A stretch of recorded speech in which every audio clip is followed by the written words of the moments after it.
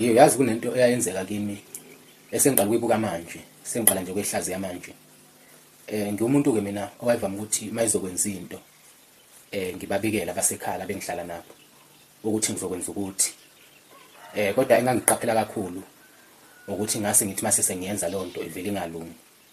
Njalo yonke into engangithi mangiyenza kade ngiyibikile yayivele ingalungi.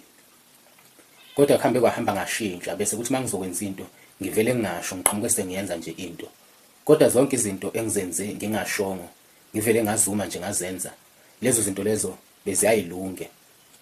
Kodwa manje sengiyabuka ukuthi kunento eyingozi abantu abangayazi. Uyazi ayikho into eyingozi njengenhliziyo engakuthandi, njengenhliziyo engakufisela okuhle. Ngoba inhliziyo engakufisela okuhle ngisho ngakhuluma ngomlomo ithi kufisela okuhle. Kodwa kusalayo ngeke kuze kwenzeke lokho okuhle. Into ezokwenzeka ile efisa inhliziyo yakhe. Ngoba inhliziyo iyakwazi ukubopha izinto zakho zingalungi. Kanti njengoba ingalungi nje izinto zakho uboshelwe inhliziyo.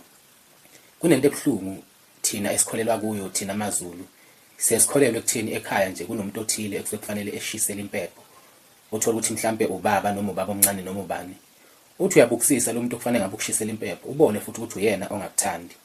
Kodwa ngenxa yokuthi wena uthi usebenzisa isiko nesintu uqhubeke ukuphoqa lento ukuthi kube yena okushisela impepho. Kodwa isikhathi esiningi uthola izinto zakho azikhambeli kahle ayilungi. Kodwa uthola ukuthi uyena okushisela impepho, yena futhi okukhulumele lapha emsamo, wacelela izinhlahla nayo yonke into enhle, nawe futhi umlalele. Kodwa manje into eyinkinga iyodwa ukuthi zonke lezi zinto asuke ekukhulumela ekucelela zona azenzeki. Wena ungazi ukuthi kudalwa yini kanti ushiselwa impepho umuntu ongakuthandi.